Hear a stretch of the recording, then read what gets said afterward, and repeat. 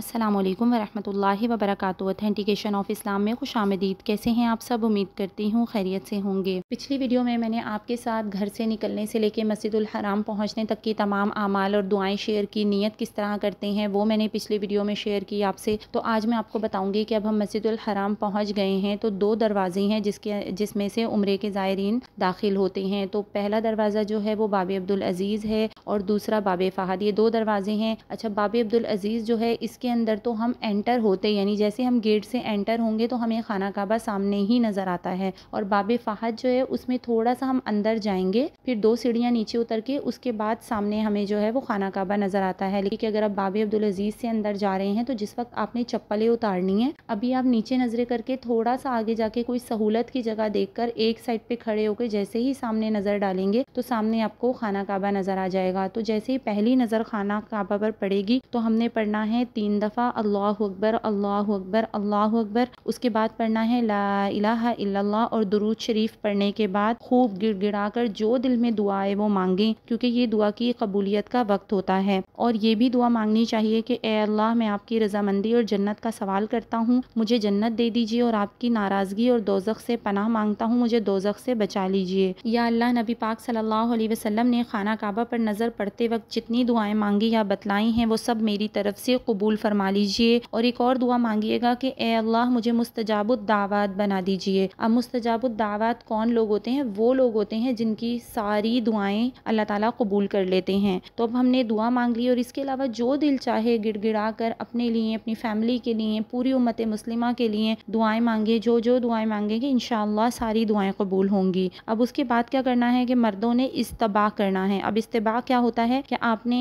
चादर का सीधी तरफ का पल्लू सीधी हाथ की बगल के नीचे से निकालकर दोनों पल्लू उल्टे कंधे पर डाल लेने हैं। एक कंधा खोलने के बाद हम मताफ में आ जाएंगे और मताफ में तवाफ के लिए जब दाखिल हों तो कोशिश करें कि अपनी तरफ से किसी मुसलमान को धक्का न लगे, क्योंकि किसी मुसलमान को ईज़ा पहुंचाना या तकलीफ देना हराम है। तो वहाँ पे रश बहुत ज़्यादा होता है। अक्सर लोग जो हैं वो क्या करते हैं, कोहनियाँ मार मार के आगे बढ़ने की कोशिश करते हैं, गुजरने की कोशिश करते हैं। अब आप खुद तो ये चाहते हैं कि हम दिन में जो है वो 5-5 तवाफ कर लें, लेकिन आप ये नहीं सोचते कि कोहनियाँ मार के और आगे बढ़ने से क्या फ़ायदा। तो तवाफ जो है वो तो असल इबादत है, इश्किया इबादत है। मजनून बन के बस सीधे सीधे चलते रहें, इस तरह चलें कि ना किसी को धक्कम पेल करें, बस अपने ही धुन में मगन चलते रहिए। असल तवाफ वो है। और तवाफ में जो है वो एक दूसरे को तकलीफ देना और तेज़ तेज़ आगे बढ़ने की कोशिश करना, दूसरों को धक्का दे के, कोहनियाँ मार के, तो ये रिक्वेस्ट है मेरी कि प्लीज़ इस तरह मत कीजिए। हम मताफ में आ गए तो अब तवाफ हमने शुरू करना है। तो हजरे अस्वद की सीध में जो है वो ग्रीन कलर की लाइट लगी हुई है, जिससे हमें पता चलता है कि हाँ अब हजरे अस्वद की सीध में हम आ गए हैं। तो ग्रीन कलर की लाइट से थोड़ा सा पहले यानी हजरे अस्वद से थोड़ा सा पहले खड़े होकर हमने वहाँ पर नियत करनी है तवाफ की। अब तवाफ की नियत अरबी में भी कर सकते हैं, लेकिन अरबी में क्योंकि इतना वक्त नहीं होता कि हम अरबी में पढ़ें, तो उर्दू में दुआ याद कर लीजिए। नहीं तो आप जिस ज़बान के हैं आप उसी ज़बान में दुआ मांग लें कि ए अल्लाह, आपकी रज़ा के लिए उम्रे का तवाफ करता हूँ, आप इसको कबूल कर लीजिए और मेरे लिए आसान फरमा दीजिए। तो ये इतनी आसान सी दुआ है। एक दफ़ा और बोल देती हूँ कि ए अल्लाह, आपकी रज़ा के लिए उम्रे का तवाफ करता हूँ, आप इसको कबूल कर लीजिए और मेरे लिए आसान फरमा दीजिए। अब नियत जो है वो हम ज़बान से भी कर सकते हैं। अगर ज़बान से नहीं की लेकिन दिल में भी नियत कर ली तब भी तवाफ हो जाएगा। अब हम जब मताफ में आ गए ना, तो हम क्योंकि उम्रे की नियत की हुई, अब हम घर से तलबिया पढ़ते पढ़ते हम मस्जिद हराम तक दाखिल हुए हैं। मस्जिदुल हराम में हमने तलबिया पढ़ा, लेकिन जब हम तवाफ की नियत करेंगे ना तो उससे पहले हमने तलबिया पढ़ना बंद कर देना है। अब नियत करने के बाद क़िबला रू होकर सीधी तरफ खिसक के यानी कि कुल सामने आ जाए, यानी हमारा सीना खाना काबा के सामने हो और हजरे अस्वद जो है ना अब हमारे बिल्कुल सामने आ गया। सीना हमारा काबे की तरफ है, हजरे अस्वद की तरफ हमारे बिल्कुल हम स्ट्रेट खड़े हो गए और हमारी बैक पे ग्रीन लाइट होगी। अब दोनों हाथ मर्द जो हैं वो कानों तक उठाएंगे और औरतें सीने तक, जिस तरह हम नमाज में उठाते हैं, और हथेलियों का रुख हजरे अस्वद की तरफ करेंगे और कहेंगे बिस्मिल्लाहि अल्लाहु अकबर वल्हम्दुलिल्लाह वस्सलातु वस्सलामु अला रसूलिल्लाह। बिस्मिल्लाहि अल्लाहु अकबर वल्हम्दुलिल्लाह वस्सलातु वस्सलामु अला रसूलिल्लाह। और फिर दोनों हाथों को छोड़ देंगे। इसको कहते हैं इस्तकबाल करना, हजरे अस्वद का इस्तकबाल। फिर उसके बाद इस्तिलाम करना है। अब इस्तिलाम क्या होता है? इस्तिलाम का इशारा इस तरह करना है कि मर्द और औरत सीने तक हाथ उठाएं और हथेलियों का रुख इस तरह हजरे अस्वद की तरफ करें कि गोया आपने दोनों हाथ हजरे अस्वद के ऊपर रख दिए हैं। और ये पढ़ें बिस्मिल्लाहि अल्लाहु अकबर ला इलाहा इल्लल्लाह वल्हम्दुलिल्लाह वस्सलातु वस्सलामु वस्सलामु अला रसूलिल्लाह और दोनों हथेलियों को चूम लें।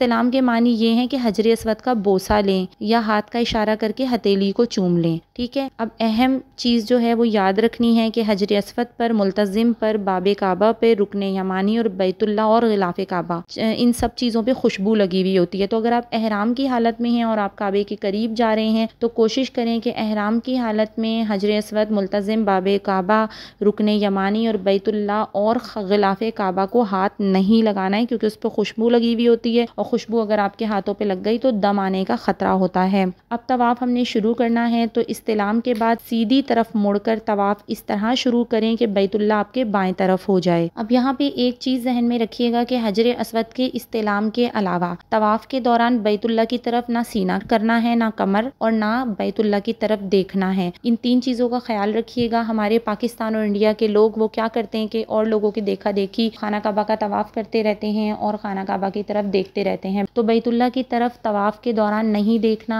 इस पॉइंट को नोट कर लीजिएगा कि ना बैतुल्ला की तरफ हमने सिर्फ इस्तिलाम करते वक्त, यानी हर चक्कर पूरा करने के बाद जब हम हजर अस्वद पर आएंगे सिर्फ उस वक्त हमने खाना काबा की तरफ मतलब सीना करना है, लेकिन उसके अलावा ना हमने खाना काबा की तरफ सीना करना है, ना पुश्त यानी कमर करनी है, और ना ही खाना काबा की तरफ देखना है तवाफ़ के 7 चक्कर में। सही है। फिर उसके बाद जो है वो हमने तवाफ़ शुरू कर दिया। तो जब हमने तवाफ़ शुरू कर दिया तो हम रमल करेंगे। रमल क्या होता है कि मर्द अकड़कर कंधे हिलाते हुए करीब करीब कदम रखकर तेज कदरे तेज यानी थोड़ा सा तेज चलेंगे, और ये रमल जो है वो शुरू के 3 चक्करों में मर्द करेंगे और बाद के 4 चक्करों में हस्बे मामूल चलेंगे। सही है। रमल मर्दों के लिए सुन्नत है, ख़वातीन के लिए रमल नहीं है। ख़वातीन नॉर्मल जिस तरह से चलती हैं उसी तरह चलेंगी। अब हतीम जो है खाना काबा के दूसरे कोने के साथ यू शेप की शक्ल की दीवार है, ये हतीम कहलाता है। तो तवाफ़ जो है वो हतीम के बाहर से करेंगे, अगर हतीम के अंदर से तवाफ़ करेंगे तो तवाफ़ नहीं होगा। फिर आ जाता है रुकने यमानी। तो जब हम तवाफ़ करते करते रुकने यमानी पर पहुंचे तो रुकने यमानी जो है वो बैतुल्ला का चौथा कोना है। तो तवाफ़ के दौरान रुकने यमानी का इस्तिलाम करना गलत है। वहाँ पे देखेंगे हम कुछ बाहर के लोगों को कि वो एक हाथ से रुकने यमानी का इस्तिलाम कर रहे होते हैं, लेकिन हमें नहीं करना। अलबत्ता हमें क्या करना है कि रुकने यमानी से लेकर हजर अस्वद तक दुआ पढ़नी है। रब्बना आतिना फिद दुनिया हसनतम व फिल आखिरती हसनतम व क़िना अज़ाबन्नार। तो ये दुआ पढ़नी है रुकने यमानी से लेकर हजर अस्वद तक पहुँचने तक। इसके अलावा इसमें कुछ चीज़ें इजाफे में भी हैं। ये दुआ अगर इतना पढ़ सकते हैं आपको, क्योंकि सबको ये दुआ याद होती है तो ये पढ़ लें, नहीं तो इसके आगे और दुआ मतलब मिला लेते हैं कि रब्बना आतिना फिद दुनिया हसनतम व फिल आखिरती हसनतम व क़िना अज़ाबन्नार वअदखिलनल जन्नत मअल अबरार या अज़ीज़ु या गफ़्फ़ार या रब्बल आलमीन। तो ये पूरी दुआ भी पढ़ सकते हैं, नहीं तो सिर्फ रब्बना आतिना अज़ाबन्नार तक पढ़ना ही काफ़ी है। ये दुआ पढ़ते पढ़ते हम हजर अस्वद तक पहुँच गए। हजर अस्वद पे पहुँच के हमने दोबारा इस्तिलाम करना है जैसे पहले किया था, यानी अपने आप को सीधा खाना काबा की तरफ मुंह करना है और फिर अपने हाथों को कंधों तक उठाकर इस तरह से झुकाना है जैसे हजर अस्वद पर रख रहे हैं, और फिर ये दुआ पढ़नी है बिस्मिल्लाहि अल्लाहु अकबर ला इलाहा इल्लल्लाह वल्हम्दुलिल्लाह वस्सलातु वस्सलामु अला रसूलिल्लाह, और दोनों हथेलियों को चूम लेना है और फिर दूसरा चक्कर इसी तरह शुरू करना है। कुछ लोगों के दिल में ये सवाल उठता है कि तवाफ़ में दुआएं कौन कौन सी पढ़ें। तो तवाफ़ ख़ुद इबादत है और ये बहुत बड़ी इबादत है। इसमें ज़िक्र और दुआ में मशगूल होने से सवाब में मज़ीद इजाफ़ा हो जाता है। तवाफ़ में तीसरा कलमा यानी सुब्हानल्लाहि वल्हम्दुलिल्लाहि वला इलाहा इल्लल्लाहु अल्लाहु अकबर वला हौला वला कुव्वता इल्ला बिल्लाहिल अलिय्यिल अज़ीम, ये पढ़ना है। ये सुन्नत नबवी से, हदीस नबवी से साबित है और इसकी फ़जीलत भी आई है। और रुकने यमानी से हजर अस्वद तक ये दुआ पढ़नी है जो मैंने अभी आपको बताई है। इसके अलावा जो दिल चाहे दुआ मांगें, हुजूर क़ल्ब के साथ दुआ करें, और असल दुआ वही है जो अल्लाह के हुजूर दिल से मांगी गई हो। हर चक्कर के लिए अलग अलग दुआएं जो मुख्तलिफ किताबें आती हैं, तो उनमें बाज़ दुआएं हुजूर सल्लल्लाहु अलैहि वसल्लम से साबित हैं, मगर ख़ासकर तवाफ़ के लिए या किसी ख़ास चक्कर के लिए इनमें से किसी दुआ का मखसूस होना साबित नहीं है। तो यूँ ये दुआएं अच्छी हैं और आवाम की आसानी के लिए बाज़ हज़रात ने इनको एक जगह जमा कर दिया है। अगर इनको पढ़े और मसनून ना समझें तो इनका पढ़ना भी दुरुस्त है। अब वो दुआएं जो हमें कुरान की दुआएं हैं, छोटी हैं बड़ी हैं, जो हमें ज़बानी याद हैं, अब 7 चक्करों में हम वो दुआ भी मांग सकते हैं। इसके अलावा कुरान और हदीस से साबित है कि जो भी दुआ हमें दिल से मांगनी है उर्दू में मांगें, अपने दिल की, अपने घर के लिए, बच्चों के लिए, ख़ानदान वालों के लिए, उम्मत मुस्लिम मुस्लिमा के लिए जितनी दुआएं आप मांग सकते हैं, तवाफ़ के 7 चक्करों में आप कोई दुआ भी मांग सकते हैं। इसके अलावा कुरान की जो सूरतें याद हैं, अगर आखिर की 10 सूरतें या 20 सूरतें आपको याद हैं, वो भी तर्जुमे के साथ कोशिश करें कि हम याद कर सकें और उनको भी तवाफ़ में पढ़ सकें। यानी कि अगर आप तिलावत करना चाहें तवाफ़ में तो तिलावत भी कर सकते हैं। यानी बस जिक्र करते करते तवाफ़ करना है। कोशिश करें कि दुनिया की बातें तवाफ़ करते वक्त ना करें। 7 चक्कर पूरे होने के बाद हमने दोबारा इस्तिलाम करना है। तो अब हमारे ये 8 इस्तिलाम हो गए और 7 चक्कर पूरे हो गए। अल्हम्दुलिल्लाह अब हमारा तवाफ़ मुकम्मल हो गया। तो हर इस्तिलाम के वक्त पहले इस्तिलाम की तरह बैतुल्लाह की तरफ ही रुख करना है, ये बात याद रखिएगा। इसके अलावा ना बैतुल्लाह की तरफ देखना है, ना पीठ करनी है और ना सीना करना है। अब इस्तबा जो है वो मौकूफ़ हो जाएगा, यानी मर्द ये इस्तबा सिर्फ तवाफ़ में करेंगे। तवाफ़ मुकम्मल होते ही सीधा कंधा ढक लेंगे और नमाज और सई में कंधा ढका रहेगा। सही है। उसके बाद अब हमने क्या करना है कि नमाज वाजिबुत तवाफ़ पढ़नी है। तो अब अगर सहूलत हो तो मकाम इब्राहिम के पीछे या हरम में कहीं भी मर्द बगैर सर ढके और ख़वातीन अपनी उसी हालत में, यानी जो भी हमने अबाया या बुरका पहना हुआ है, तो 2 रकत नमाज नफिल अदा करेंगी और दुआ करेंगी। इसमें जो है वो पहली रकत में कुल या अय्युहल काफिरून और दूसरी रकत में कुल हुवल्लाहु अहद पढ़ना अफजल है। तो ये नफिल हर तवाफ़ के बाद पढ़नी वाजिब है अगर मकरू वक्त ना हो। अगर मकरू वक्त होगा तो फिर मकरू वक्त निकलने के बाद हम वाजिबुत तवाफ़ की नफिल को लाजमी पढ़ेंगे। अब मकरू वक्त है तो ये नहीं करना कि अगर हम उम्रा कर रहे हैं तो हम अपनी सही मौकूफ़ कर दें। नहीं, हम अपनी सही कर सकते हैं। सही करने के बाद इन नवाफिल को मकरू वक्त निकलने के बाद वाजिबुत तवाफ़ को हम पढ़ सकते हैं। अब मकरू वक्त कौन सा होता है वो भी मैं क्लियर कर दूं कि पूरी दुनिया में मकरू वक्त 3 है। पहला क्या है, सुबह सादिक से लेकर सूरज निकलने के 10 मिनट तक, ठीक है। दूसरा मकरू वक्त है कि जवाल से 5 मिनट पहले और 5 मिनट बाद। तीसरा नमाज असर के बाद से लेकर गुरूब आफ्ताब तक। इन वक्तों में नफिल नमाज पढ़ना मना है। अब हमने वाजिबुत तवाफ़ पढ़ ली, फिर हमने जमजम पीना है। तो नमाज के बाद चाहे खड़े होकर चाहे बैठकर बिस्मिल्लाहिर्रहमानिर्रहीम पढ़कर जमजम पिए। फिर जो चाहे दुआ करें, सब कबूल होंगी। हदीस शरीफ में जो दुआ आई है जमजम पीने की वो ये है, अल्लाहुम्मा इन्नी अस्अलुका इल्मन नाफ़िअन व रिज़्क़न वासिअन व शिफ़ाअन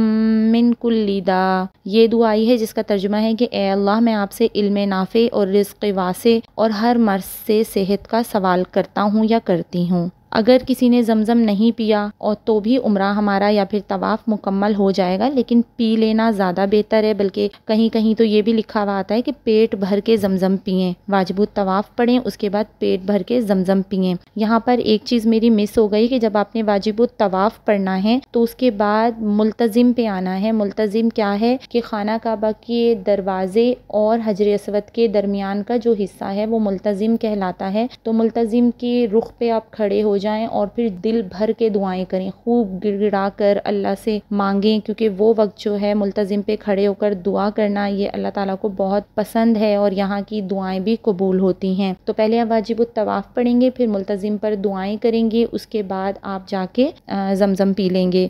तो यहाँ पे आके हमारा तवाफ़ कंप्लीट हुआ। इंशाल्लाह अगली वीडियो में मैं आपके साथ सही का तरीका शेयर करूँगी और सही से लेके हलक कराने यानी कि बाल काटने तक तमाम मसाइल और तमाम तरीके आमाल और दुआएं जो सुन्नत से साबित हैं वो सब आपके साथ शेयर करूँगी। अगर आपको मेरी वीडियो पसंद आई हो तो मुझे और मेरी फैमिली को अपनी दुआओं में ज़रूर याद रखिएगा कि अल्लाह ताला हम सबको बार बार अपने घर पर आने की तौफीक अता फरमाए। इंशाल्लाह नेक्स्ट वीडियो के साथ हाजिर होती हूँ। इसी तरह की और बहुत सारी ऑथेंटिक वीडियोस के लिए देखते रहिए ऑथेंटिकेशन ऑफ इस्लाम। अस्सलामु अलैकुम वरहमतुल्लाहि वबरकातुहू।